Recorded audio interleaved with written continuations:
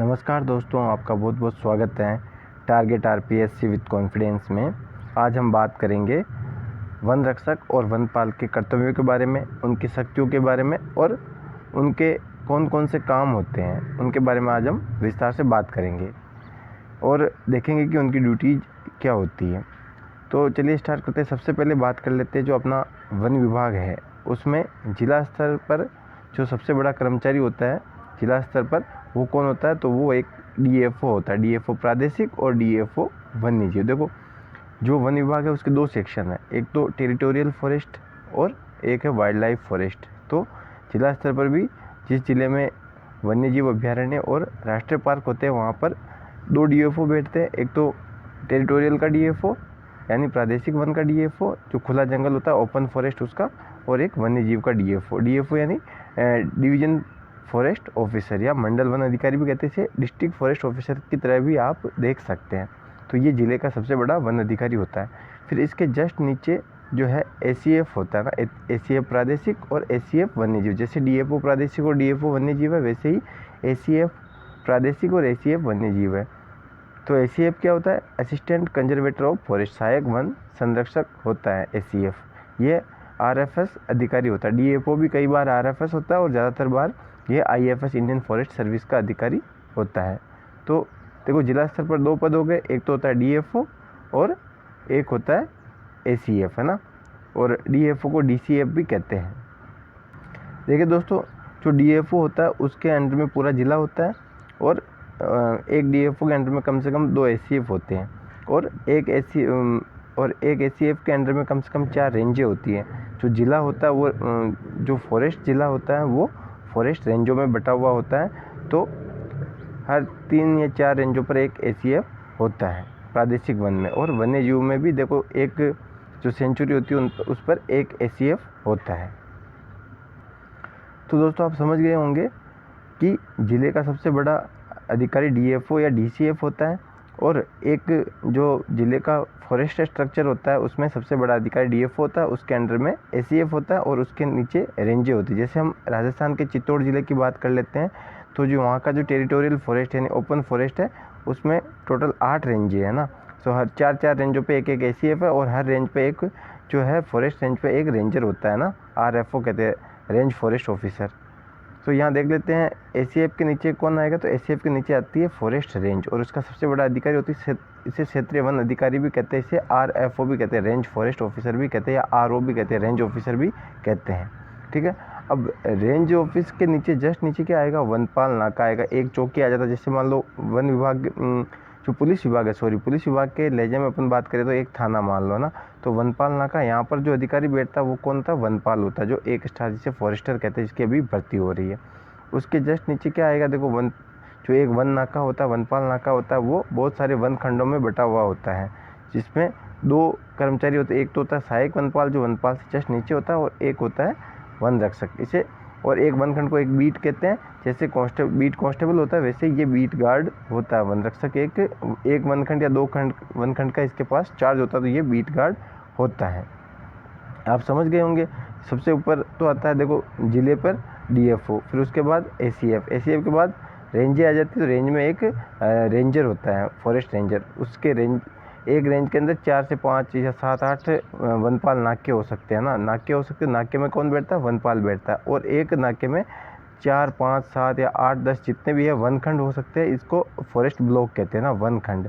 तो ये forest block में जो है प्रत्येक वन खंड का या 2-3 वन खंड का एक जो है गार्ड होता है, वन रक्षक, उसके पास चार्ज होता है, उसे बीट गार्ड कहते हैं। तो सबसे नीचे का कर्मचारी यही होता है। इसके नीचे कुछ वर्क चार्ज, कैटल गार्ड वगैरह, चौकीदार वगैरह होते हैं, लेकिन वो नगण्य के बराबर। सबसे नीचे का कर्मचारी यही वन रक्षक माना जाता है।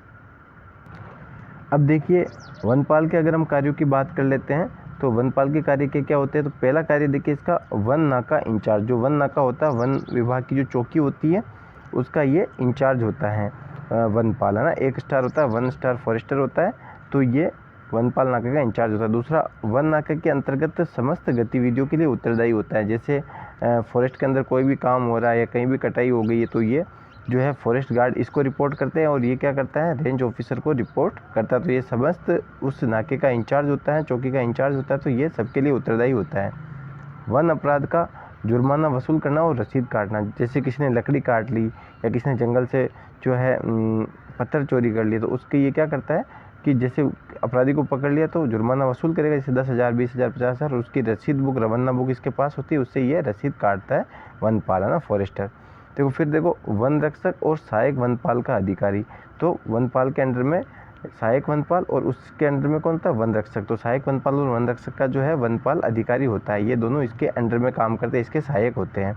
फिर देखिए मासिक लेखा जोखा व विकास कार्यों का ब्यौरा क्षेत्रीय वन अधिकारी को प्रेषित करना। जो प्रत्येक महीने के अंदर कितने वन अपराध रिकॉर्ड किए गए, कितना जुर्माना वसूल किया गया, और अगर कोई प्लांटेशन वगैरह का काम हो रहा, कोई दीवार बन रही है, कुछ दूसरा काम हो रहा है, वो कितना उसका विकास हुआ, उन सारे कार्यों का जो ब्यौरा है प्रत्येक माह में, है ना, 15 तारीख को प्रत्येक माह में जो है ये वनपाल क्या करता है, क्षेत्रीय वन अधिकारी, है ना, रेंज ऑफिसर को जो है इसकी सूचना प्रेषित करता है। तो ये सारे एक वनपाल के काम होते हैं। अब देख लेते हैं वन रक्षक के क्या कार्य होते हैं। देखिए वन रक्षक के जो कार्य होते हैं, पहला फर्स्ट कार्य होता है वो बीट गार्ड होता है। एक जो वनखंड होता है फॉरेस्ट ब्लॉक, उसको बीट कहते हैं, और उसका ये जो है इंचार्ज होता है, बीट गार्ड होता है, ठीक है। उसके बाद देखो वन खंड या बीट का ये इंचार्ज होता है। ये इसका दूसरा काम हो गया कि ये जिसके पास, जैसे मान लो 2 वन खंड है, 3 वन खंड है, किसी भी नाके में 4, 5, 7, 4, 5 या 5 से ज़्यादा वन खंड हो सकते, तो उसका एक वन रक्षक या एक फॉरेस्ट गार्ड के पास 2-3 वनखंड हो सकते हैं, उसका चार्ज होता है। कई बार ज़्यादा वनखंड भी इसके चार्ज में होते हैं। फिर तीसरा कार्य इसका देखिए प्लांटेशन यानी कि पौधारोपण और अन्य विकास कार्यों का साइट इंचार्ज होता है।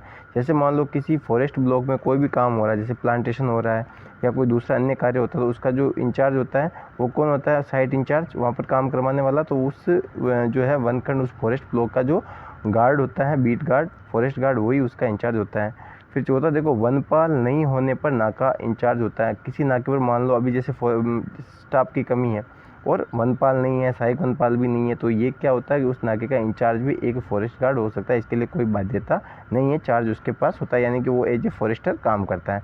फिर पांचवा इसका मेन मुख्य काम देखिए वन गश्ती यानी वन फॉरेस्ट में पेट्रोलिंग करना, गश्त करना, वन अपराध पर रोक लगाना और जुर्माना करना। जैसे मान लो उसके जो उसका जो ब्लॉक है, फॉरेस्ट ब्लॉक, उसके अंदर कोई लकड़ी कटाई कर रहा है या पशु चरा रहा है या पत्थर उठा के ले जा रहा है या कोई प्लांटेशन बना हुआ है तो उसके पेड़ पौधे काट रहा है या उसकी दीवारें तोड़ रहा है, तो उन सबको रोक लगाने का काम करता है, अपराधी को पकड़ता है, उससे जुर्माना वसूल करता है, और ये सारे कार्य भी एक वन रक्षक करता है। तो वन रक्षक के ये मुख्य कार्य होते हैं। अब देखिए वन रक्षक और वनपाल में क्या अंतर होता है, दोनों में अंतर जान लेते हैं। तो देखिए वन रक्षक जो होता है वो लेवल 4 का कर्मचारी होता है, इसका ग्रेड पे 2000 होता है, और वनपाल जो होता है वो लेवल 8 का, यानी कि उसका ग्रेड पे 2800 होता है, और ये लेवल 8 का कर्मचारी होता है वनपाल, और वन रक्षक लेवल 4 का कर्मचारी होता है। वनखंड यानी फॉरेस्ट ब्लॉक का ये इंचार्ज होता है वन रक्षक, और जो वनपाल नाका होता है, वन नाका होता है, उसका इंचार्ज होता है वनपाल, ठीक है। और ये देखो ये फॉरेस्ट का अंतिम कर्मचारी है, सबसे अग्रिम पंक्ति का कर्मचारी होता है, जबकि वनपाल जो है प्रथम अधिकारी होता है वन विभाग का ना। सबसे अंतिम पंक्ति का जो अधिकारी है वो तो वनपाल है, लेकिन सबसे अंतिम पंक्ति का कर्मचारी कौन है, तो वो वन रक्षक या फॉरेस्ट गार्ड है। वर्दी पर स्टार नहीं, इसकी वर्दी पर सिर्फ RF लिखा होता है, एक कांस्टेबल की तरह इसकी वर्दी होती है, कांस्टेबल के जैसे राजस्थान पुलिस लिखा होता है, इसके जो है RF राजस्थान फॉरेस्ट लिखा हुआ होता है। और देखो वनपाल की वर्दी पर 1 स्टार होता है, 1 स्टार होता है वनपाल की वर्दी पर, ठीक है। देखो वनपाल के अधीन 2-3 वन रक्षक होते हैं। जो वनपाल होता है वो एक नाके का इंचार्ज होता है, उसके अंडर 2-3 या कई बार 5 वन रक्षक भी होते हैं। तो वनपाल एक बड़ी पोस्ट है और वन रक्षक उसके अंडर में आता है। तो ये 4-5 अंतर वनपाल और वन रक्षक में होते हैं। वनपाल जो है नाके का इंचार्ज होता है और वन रक्षक उसका सबऑर्डिनेट होता है। देखिए इसको और अच्छी तरह समझने के लिए हम उदाहरण दे लेते हैं चित्तौड़ जिले का। चित्तौड़ डिस्ट्रिक्ट में मान लो कि जैसे प्रादेशिक वन का एक DFO होता है, उसके अंदर में 2 ACF होते हैं ना, ACF राउतबाटा और ACF राउतबाटा और ACF चित्तौड़गढ़, है ना, ACF चित्तौड़गढ़ होता है। अब देखो ACF जो चित्तौड़गढ़ है उसके अंदर में ये RO आ गया चित्तौड़गढ़, है ना, RO चित्तौड़गढ़, ये RO चित्तौड़गढ़ आ गया, यानी रेंज ऑफिसर, ठीक है। इस रेंज ऑफिसर के नीचे बहुत सारे नाके होते हैं, एक रेंज के अंदर बहुत सारे वन नाके होते हैं, जिसमें से मान लो हर नाके पर एक फॉरेस्टर होता है। जैसे मान लो नाका मान लेते हैं हम बस्सी चित्तौड़ में एक जगह है, तो वहाँ पर बस्सी में एक फॉरेस्टर हो गया, उस फॉरेस्टर के अंडर में बहुत सारे जो है फॉरेस्ट ब्लॉक आएंगे ना। पूरे वन नाके में बहुत सारे वनखंड होते हैं, फॉरेस्ट ब्लॉक होते हैं, उस पर असिस्टेंट फॉरेस्टर और फॉरेस्ट गार्ड काम करते हैं। तो इस संरचना से आप समझ सकते हैं सबसे ऊपर जिले में डीएफओ होता है, उसके नीचे एसीएफ और एक जो जिला है वन विभाग की दृष्टि से वो बहुत सारी रेंजों में बटा हुआ होता है। तो 3-4 रेंजों पर एक एसीएफ होता है और प्रत्येक रेंज पर एक रेंज ऑफिसर है ना आरओ होता है, और क्षेत्रीय वन अधिकारी भी कहते हैं हिंदी में। और फिर एक रेंज के अंदर 4, 5, 7 या 10 जितने भी नाके हो सकते हैं, 5-7 नाके होते हैं जनरली, है ना। तो वन नाके होते हैं, उन प्रत्येक वन नाके पर एक फॉरेस्टर होता है और प्रत्येक वन नाके पर 2-3 गार्ड और एक असिस्टेंट फॉरेस्टर होता है। तो ये जो है वन विभाग के प्रत्येक जिले की राजस्थान की संरचना है, और वन रक्षक और वनपाल के कार्य भी मैंने आपको बताए। उम्मीद करता हूँ आपको ये कार्य पसंद आए होंगे।